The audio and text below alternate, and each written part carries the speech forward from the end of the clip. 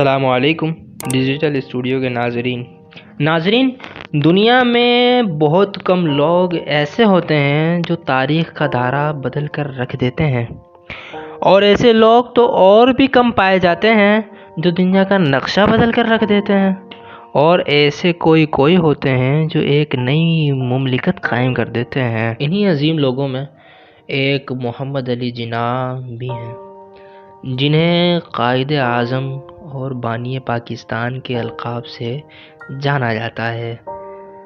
محمد علی جناح ایک ایسا لیڈر جو لوگوں کے دلوں کی دھڑکن ہے۔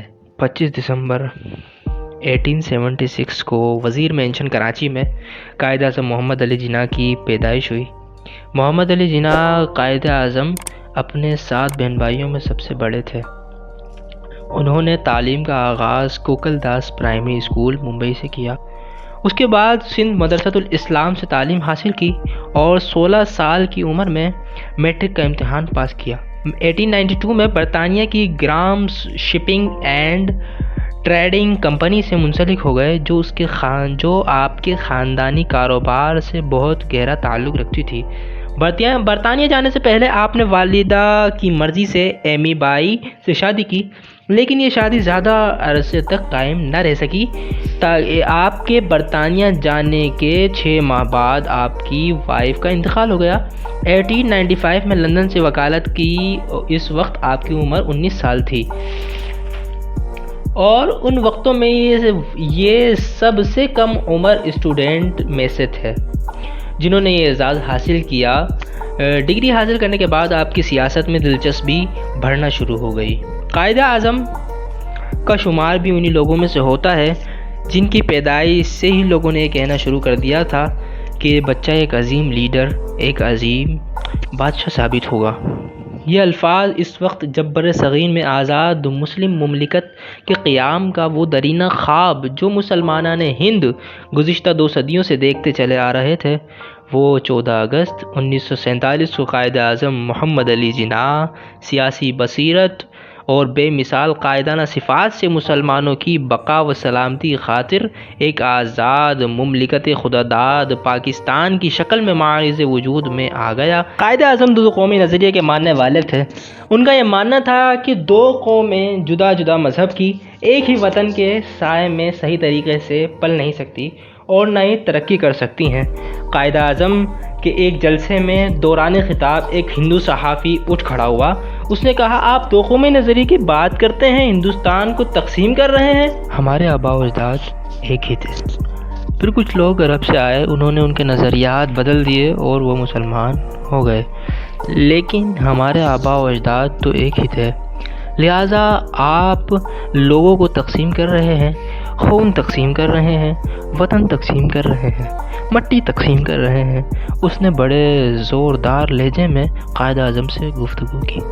قائد اعظم نے بہت سی مصیبتوں کا سامنا کیا، کیونکہ اللہ تعالیٰ نے ان سے بہت بڑا کام لینا تھا۔ لوگ کہتے تھے یہ نہیں کر پائے گا، یہ ایک پاگل کا جنونی خواب ہے، لیکن اللہ پاک نے ان کو ہمت دی اور انہوں نے یہ کر کے دکھا دیا۔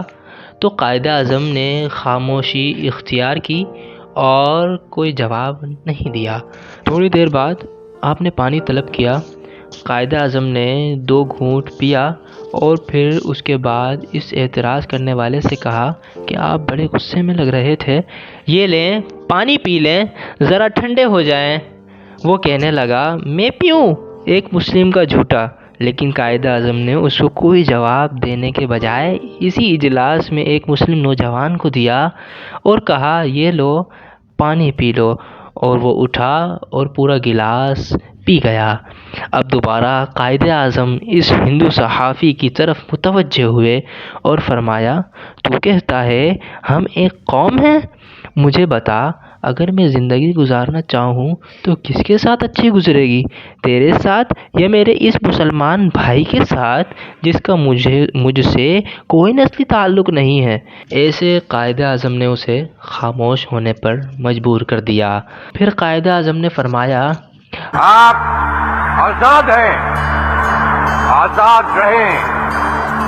آپ لوگ اس ملک پاکستان میں اپنی عبادت گاہوں، مسجدوں یا مندروں میں جانے کے لیے؟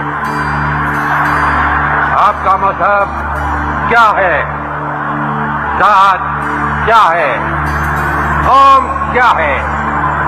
اس کا حکومت کے معاملات سے کوئی تعلق نہیں۔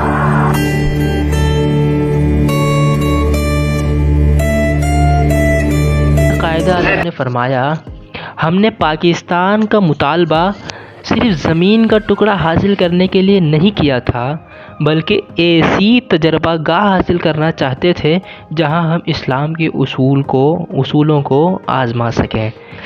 مسلسل جد و جہد کی زندگی کی بھاگ دوڑ میں پتہ ہی نہ چلا کہ کب قائد اعظم کو بہت سے امراض نے اپنی گرفت میں لیا، اور اسی طرح ان کی بیماری بڑھتی رہی اور انہوں نے ان امراض کو چھپا کر رکھا، کیونکہ اگر قائد اعظم کمزور پڑ جاتے تو تحریک آزادی بھی کمزور پڑ جاتی اور پاکستان دنیا کے نقشے پر نظر نہ آتا۔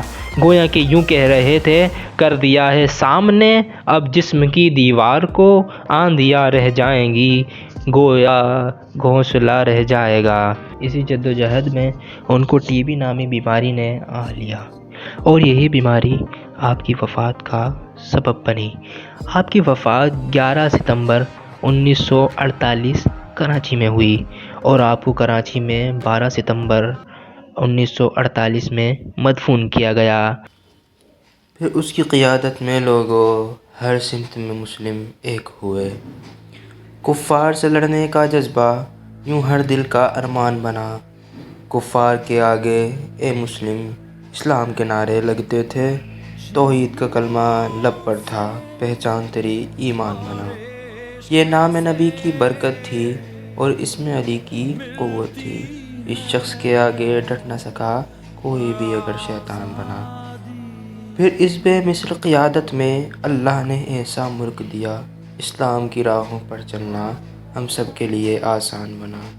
ایک فہم و فراست سے اس نے جذبوں کی قیادت ایسے کی، وہ قائد اعظم کہلایا اور بانی پاکستان بنا۔ وہ قائد اعظم کہلایا اور بانی پاکستان بنا۔